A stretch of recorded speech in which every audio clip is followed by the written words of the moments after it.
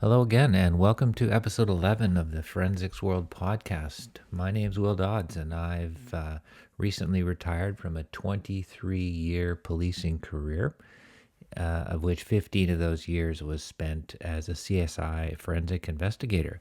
So, episode 11 here, we just did a call out for some questions, and I received a ton of great ones. So, I wanted to address a few of them in this episode. It's always great to get some awesome feedback and comments, questions from followers, primarily through the Instagram account Forensicsworld. And so let's just get started right away. So the first one was kind of neat. It was, what if ice was frozen in the shape of a knife and it was made sharp enough to kill someone? How would forensic investigators know what the murder weapon was if it melts? Well, frankly, when it melts, once the ice melts, you've got nothing. And especially if you've plunged an ice tool or weapon into someone and they've died as a result, once that ice melts, really, frankly, there is nothing. Unless potentially there's some very subtle transfer that's been brought to the body by way of the ice weapon. Speaking of the ice weapon, I would suggest more of a shape of an ice pick or an icicle. We've all seen icicles coming off of a building and imagined how dangerous that could be if they did happen to detach from where they're hanging and hit someone. So I doubt you could fashion an ice knife or ice axe, so to speak, sharp enough for it to cause significant damage. As I say, a pick would probably do a better job. Oh, and while I think about it too, if an ice pick or an ice weapon was used and it was plunged into someone and then removed, this ice weapon would definitely have blood on it and probably some tissue. So when that ice weapon did melt, well, in fact, lo and behold, you could have some leftover forensic evidence where the transfer trace evidence was left, the blood, the tissue, hair potentially, when the weapon melted. So thanks for that interesting question. Next one. Does every person have a different palm print? Well, as we've talked about in a previous episode, friction ridge skin or volar skin is found on the fingers, on the palms, and on the bottom of your feet. So the formation of the friction ridges on the volar skin is all following a similar development path. And just like that you have unique and persistent fingerprints, you would have a unique and persistent palm print. And in fact, you can identify someone using their palm print or a portion thereof. And I've done this in the past. Traditionally, it hasn't been used long term per se, certainly as long as fingerprints, because it was really challenging at times to collect it. And there was also a lack of a palm print database for making comparisons. So now there are palm print databases available. And due to the sophistication of the search engines and the searching software, you can identify someone through their palms. Now, when you think about a palm print, make sure that you're also including in your mind the side of the hand along the edge, basically from your pinky or your little finger down to your wrist. So that if you think of trying to collect that particular friction ridge skin prints, you would ink up or scan that edge of the palm or the hand, and you could come down on the paper, or you'd be on the scanning screen as you would like a karate chop or a chop motion.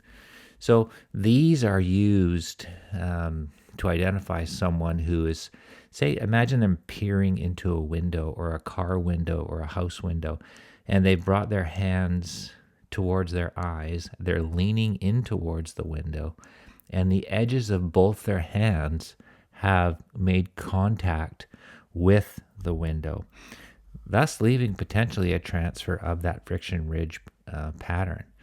So you can identify someone with their fingerprints, you can identify someone with their palm prints, and you could identify someone with that karate chop or that side of the hand impression as well.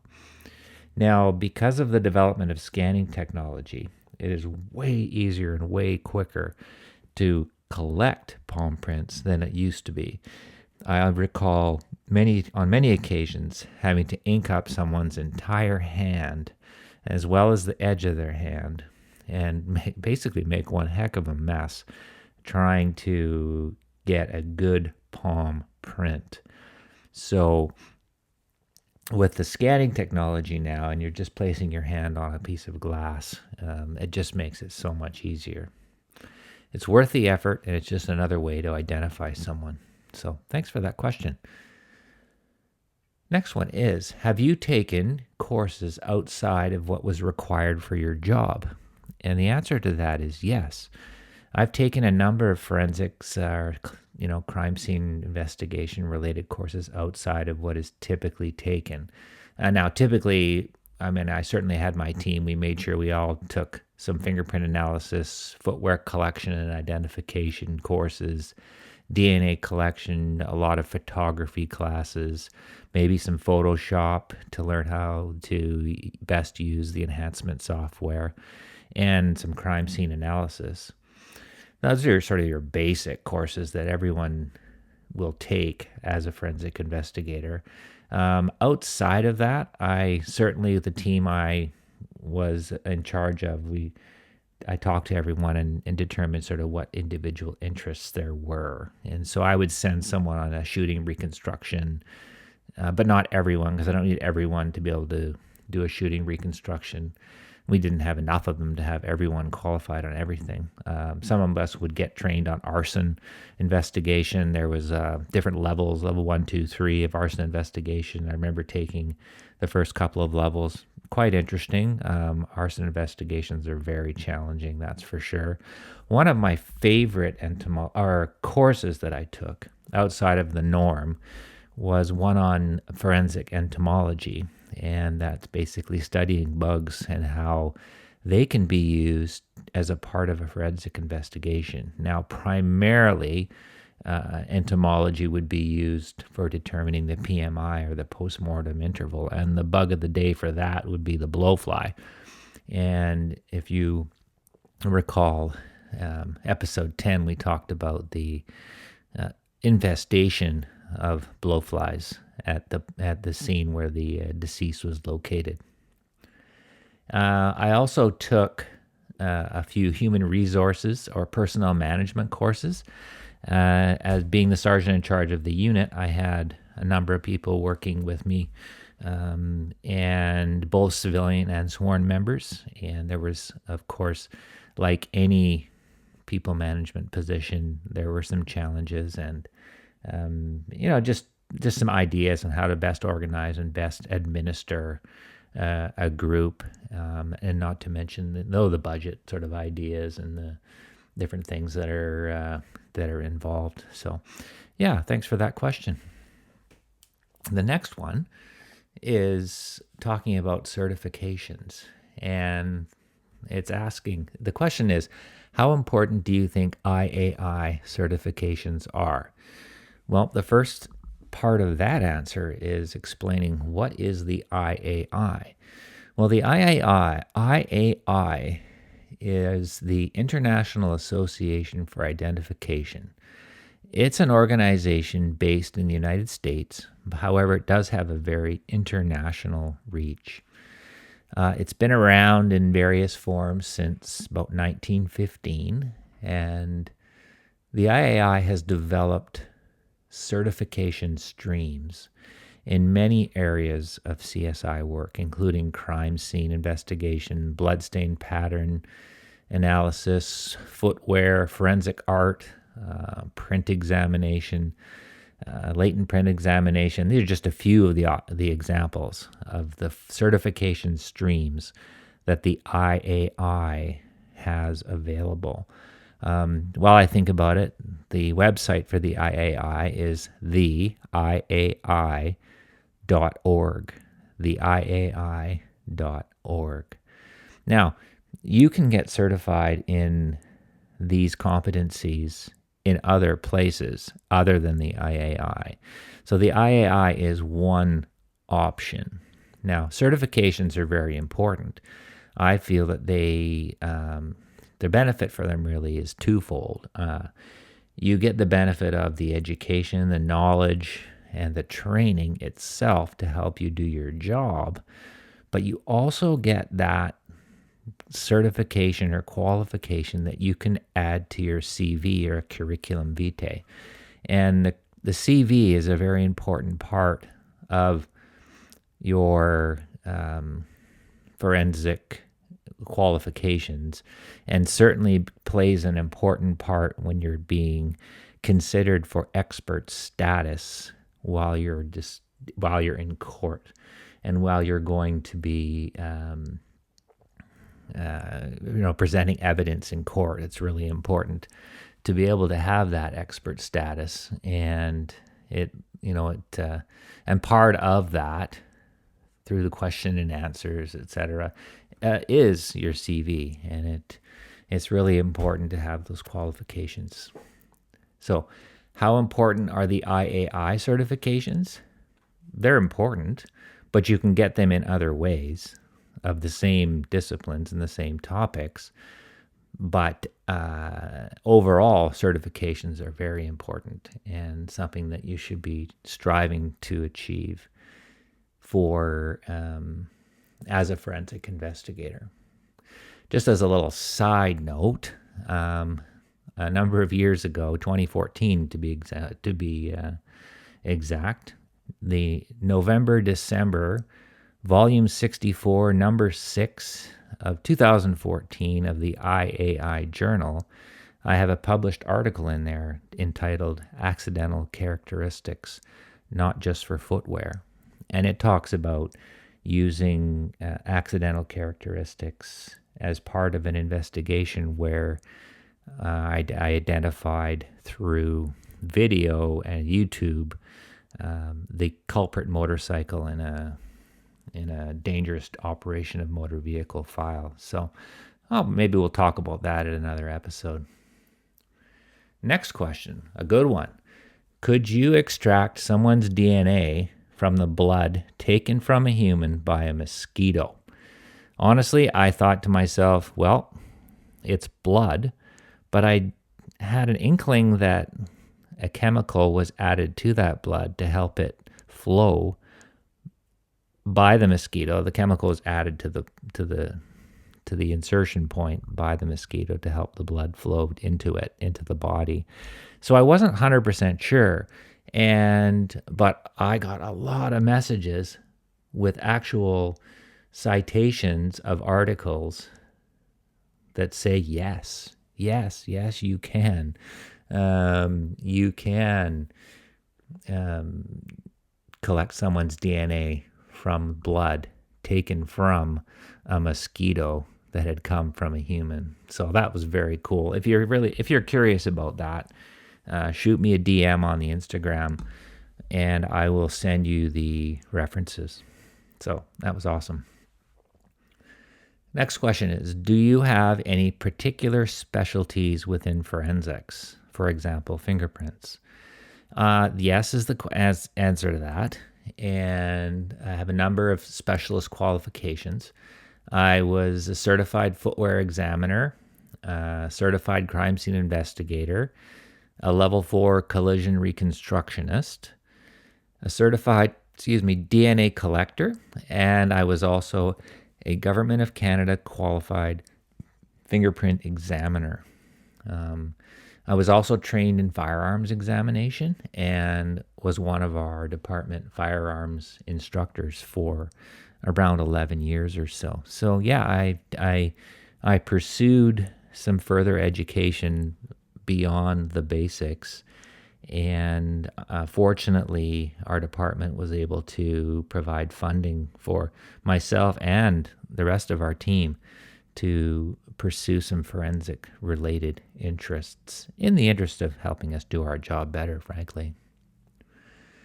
Next question. Is it possible to recover latent fingerprints from human skin? The answer to that is yes. Fingerprints can be found basically on any solid surface, and including human skin. Now, it doesn't mean not necessarily a stiff surface or a hard surface. We're just talking about a surface where an impression could be transferred from the digit to the substrate or the surface upon which the print is laid down. Now, collecting fingerprints off of skin is very challenging, to say the least.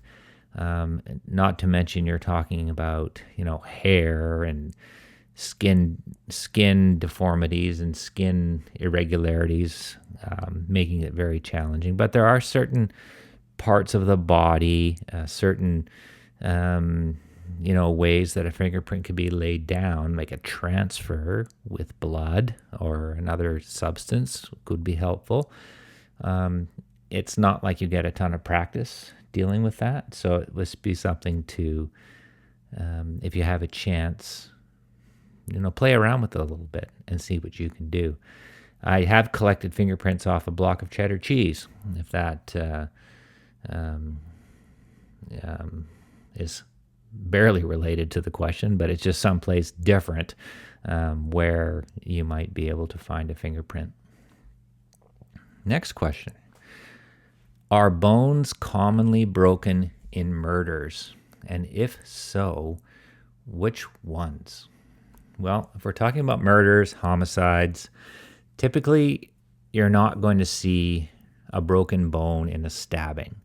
Now, I have seen chipped ribs and chipped bones as a result of a knife contacting the bone and flicking off a piece of bone. And I've also found the tip of a knife lodged into a bone as a result of a stabbing. Now, these folks were, in these cases, it was deceased, so it was a fatal incident. Now, you may see a broken bone in a shooting.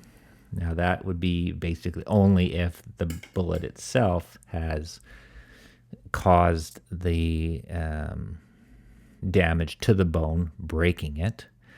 You may see a broken hyoid bone, which is a bone found in the neck in the case of a strangulation.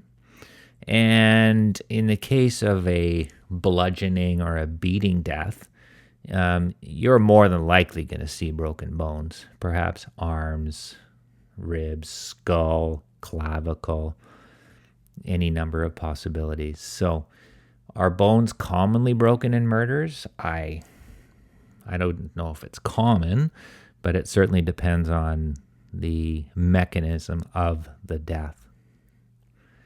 Next question. Are there any websites dedicated to forensics that I could study? Well, there's a ton. And I already mentioned one, the iai.org, which has got a lot of resources and links on it. But I suggest you do a Google search or a search on your favorite search engine to try and figure out some direction on that one. Next question. How do you know where to set the numbered markers at a crime scene? So these numbered markers, they can be numbers or they can be letters. These are evidence placards. And they're white or they're yellow with black writing and ABC 1, 2, 3. And how they are used is to help organize your crime scene. So first off, there's no right or wrong answer here. And I think that it's important for each investigator to develop their own style or routine for when they mark a scene or want to identify evidence at a scene. And It's all really about being thorough and all really about making sure that you don't miss anything.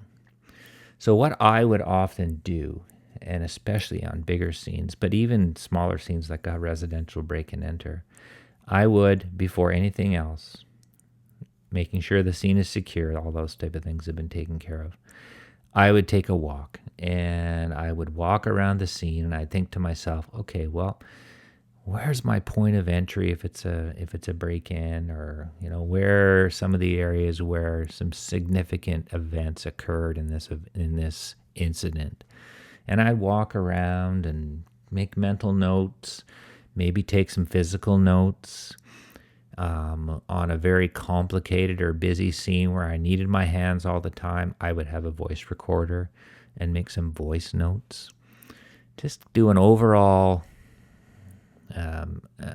assessment of what I'm going to be working with. Then, next time around, I would be taking my photographs. So I haven't placed any placards down yet. I haven't marked any evidence yet.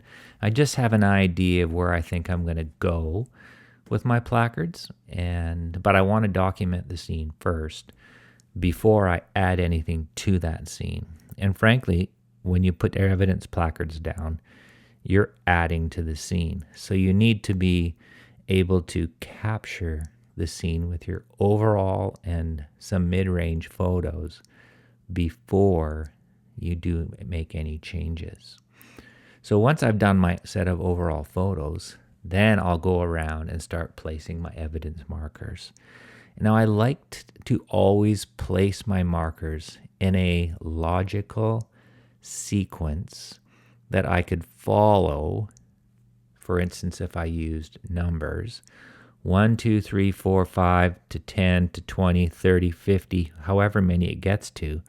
But to me, 1 should be as you're approaching, or perhaps just as you're entering, or perhaps it's a door or a car in the driveway. As you're moving towards the epicenter of this crime scene, your numbers are going to get higher and higher and higher as you declare or determine that certain pieces of evidence are important to mark. So I want to be able to, when I'm done, lay down my, let's just say it's 25 evidence placards, that 1 through 25 is a logical progression, almost like a scene walkthrough that I can relay clearly and explain with easy understanding in my reports.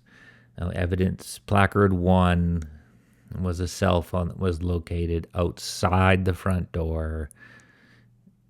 Evidence placard 2, some blood drip stains located on the stairs up towards the front door, and so on and so forth, till you get to evidence placard 20, which could very well be a body. It's all about sequencing and making sure there's some logic to what you're doing. Now, if you have to all of a sudden go 1 through 10 and then you come back and find something else and there's a 30 in amongst the first 10, so be it. I mean, that's fine.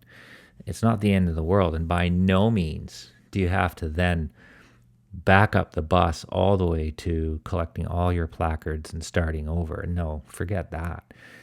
Just put the 30 in amongst the 10. That's fine. I would also suggest, and I always did, err on the side of including more. If I wasn't sure about something, a knife, a weapon, a potential piece of evidence related to the incident, I always included it as an evidence placarded item. And I would evidence placard items that I was going to seize and that I wasn't going to seize, all in that same sequence. So, 3 could be a bed, but 4 could be a knife, 5 could be a chair.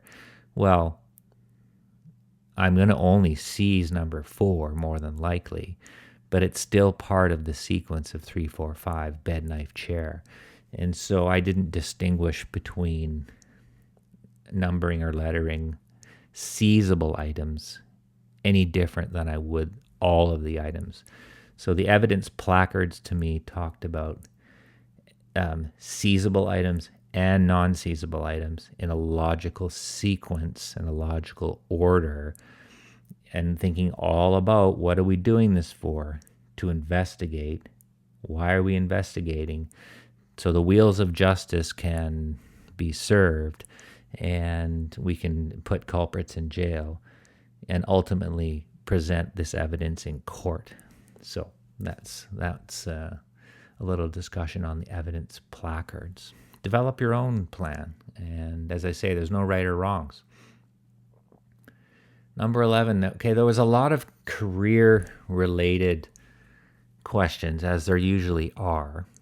And I want to direct you to episode 3 of the podcast in order to, if you're curious or you have questions related to education, training, job prospects, finding work, anything along those lines, it's all covered, or a lot of it is covered in episode 3. So after you listen to episode 3 called Career Pathing, if you still have a question related to that topic or anything close to it, drop me a line and I'm happy to answer you specifically. I will always answer any DMs that I get sent for sure.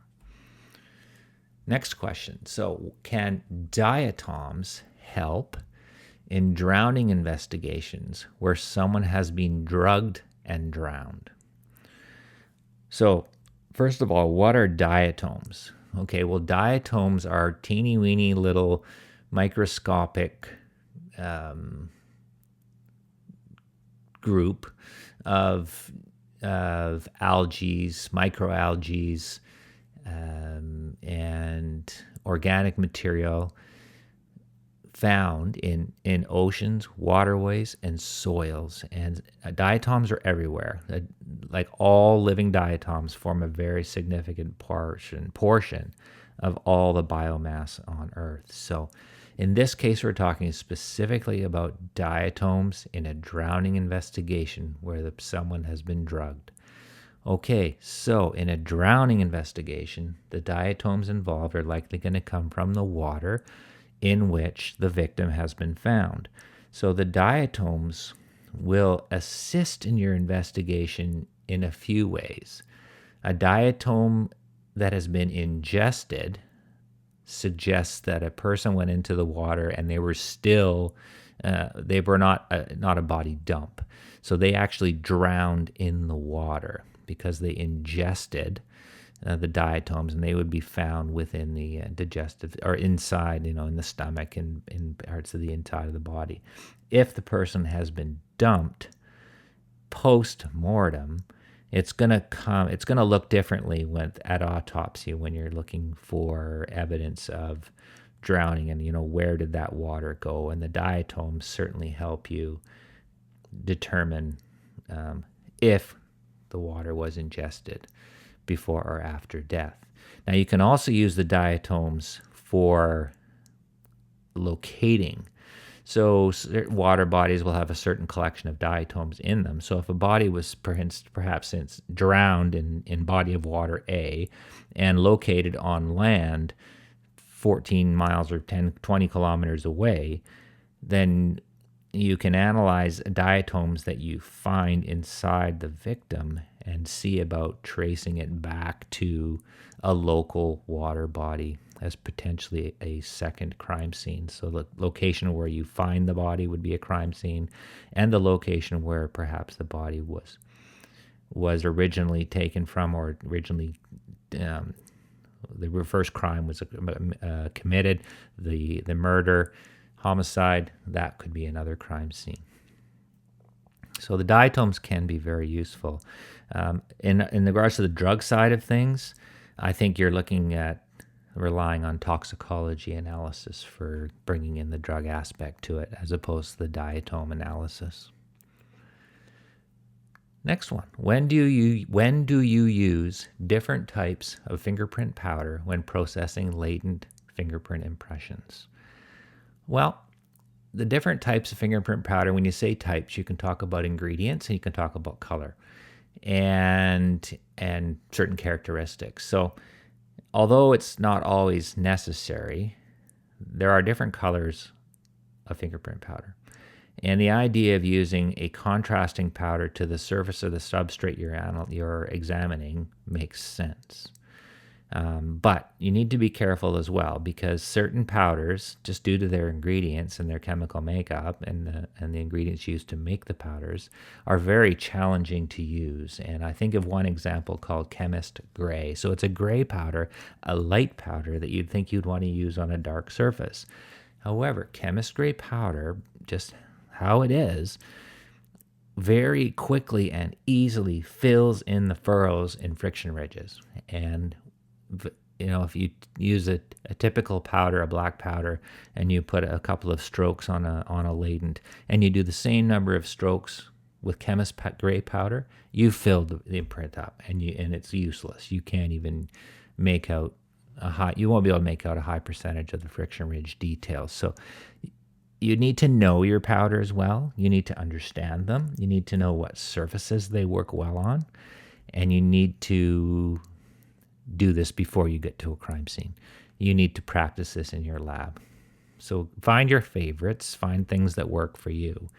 I will tell you right now, almost on every surface, especially at scene, I used basic standard black fingerprint powder. I learned my powder. I understood my powder. I knew how much powder I could apply. I knew how much powder was applied every time I used my brush stroke. You just get to know your powder really well. And I even used the black fingerprint powder on darker black surfaces, because black isn't just black. There's many shades of black. And especially when you're using your flashlight on oblique angles in order to make the impression pop, you don't need to worry about the black on black factor, because when you're doing a fingerprint, looking for fingerprints and discovering fingerprints, you're discovering topography. And because you have topography, or your impression is raising from the surface, when you use the oblique light, you're going to be able to see it. It's just going to pop for you. While I think about it as well, you can also use fluorescent powders of many different colors. They need to be used in combination with a forensic light source that'll excite the powder for it to fluoresce. And fluorescent powders they're quite helpful on busy surfaces or colorful surfaces, like say a cigarette package or a pop can or something along those lines. But bottom line is, get to know your powders, get to know the ones that work for you, and you'll probably find that you lean towards one or two as your go-to powders almost all the time. Next one, and I think we'll do two more. So the next one, what factors increase the time it takes to complete an autopsy? Well, the factors are numerous. There's a general length of time an autopsy might take, but the factors are numerous. So I'm going to direct you to the two-part presentation, or the two episodes in a row, episode 7 and episode 8 of the Forensicsworld podcast, which talk about an autopsy from beginning to end, and talks about a whole bunch of the details. And you're going to be able to gather a lot of information from those 2 episodes. All right, let's do one more. And again, thank you for all these questions that people have submitted. Are medical examiners allowed in a crime scene? So first of all, I'm based in Canada, and we have the persons that come to crime scenes are called coroners, community coroners. And I believe the medical examiner title is more used in the United States. And frankly, I'm not 100% sure what it's like in the rest of the world and what title is used for an expert who does on-scene investigations. But our coroner's service we always advise them when we're going to a deceased, suspicious or not, homicide or not, suicide, homicide, accidental. The coroner's office is always involved, and the community coroner will always attend. I would just say always, like for the most part, they do attend.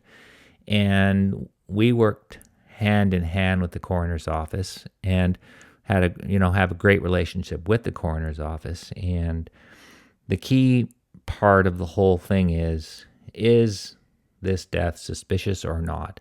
Is it a criminal matter or is it not? And once we've done our initial scene examination and evidence gathering, we can tell quite reliably whether we think this is a suspicious or a non-suspicious death. If it's a non-suspicious death, we let the coroner's office know right away. And the coroner's probably already arrived on scene. Maybe they're waiting outside to have a chat with the CSI or the forensic science specialist on the scene. And we'll say, hey, look, this is definitely not suspicious. There's no concerns from our police side of things. So we're going to turn this scene over to you. So we turn it over to the coroner's office, and they make the arrangements for the body removal and so on and so forth, next of kin, etc. If it is deemed suspicious, we let the coroner know right away. We say, look, this is something we're going to have to spend a little more time on. This could be a criminal matter. It's certainly suspicious, and it's raising some concerns in our minds. So they would say, okay, thank you. That's great. They help to arrange for transport of the body, but it would be under police escort. We would follow the body in the body removal truck or the van all the way to the morgue, and then we'd lock it up with the police locker, our police lock on the morgue, the crypt, etc. So it's still under the police auspices of the police, but we're always letting the coroner know what we are thinking. Now, the coroner in Canada, for Canada, the coroner has to order autopsies. So we would say to the coroner, okay, look, this is clearly a criminal matter. We want a forensic autopsy on this deceased. So the coroner would then make arrangements for that, and we would be contacted by them or their office, or perhaps even the forensic pathologist's office, about when and where this autopsy is going to occur. And typically they occur quite quickly within a couple of days. So the question asking, does an ME, medical examiner, allowed in a crime scene? Well, I would just say, similar to a coroner, yes, when they're given permission to or allowed entry to that scene by police. Now, the coroner does have the hammer in regards to a lot of, procedures and rights and obligations of the people when it comes to, scenes and residences, etc. But really, the coroner will take guidance from police until it's deemed non-suspicious or non-criminal, and then the coroner's office will take over jurisdiction of the file and move on from there. So the answer is, are they allowed? Yes, with permission of police, basically. Okay, well, thanks so much for listening to this episode. I really enjoy doing the question and answer episodes. They just provide such a neat array of topics and ideas and thoughts and just fantastic questions. So thanks very much for listening. And remember that you can catch the Forensicsworld podcast on Spotify, Apple Podcasts, Amazon Music. You can follow Forensicsworld on Instagram. There's a Facebook page. I think we have, that's always growing follower-wise. There's some YouTube, TikTok, X, Threads. We're everywhere. Anyways, thanks so much. And remember our theme of learn something today. And I think today you could safely say, if you've listened to this whole podcast, you have learned something today. So thanks again, and we will talk again very, very soon.